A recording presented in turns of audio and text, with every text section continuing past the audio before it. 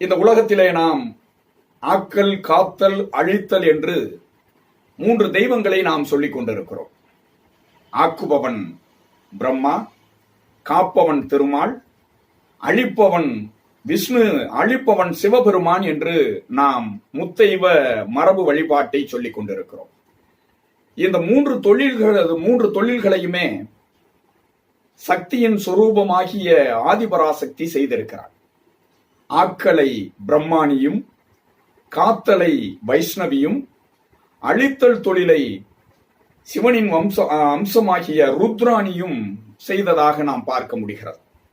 அதனால்தான் இந்த நவராத்திரி விழாவிலே 3 தெய்வ வழிபாட்டை பெருமைப்படுத்துவதாக, போற்றுவதாக, புகழ்வதாக, வாழ்த்துவதாக நாம் வழிபட்டுக் கொண்டிருக்கிறோம். கொற்றவை வீரத்தினுடைய அடையாளம், லட்சுமி செல்வத்தின் அடையாளம், சரஸ்வதி நாமகள் கலைமகள் கல்வியின் அடையாளம்.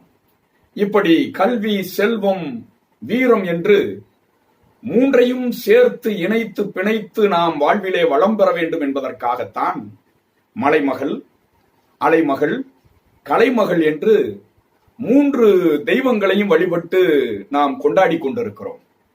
அந்த கொண்டாட்டம்தான் நமது நவராத்திரி விழாவாக நாம் பெருமையாக வழிபட்டுக் கொண்டிருக்கிறோம்.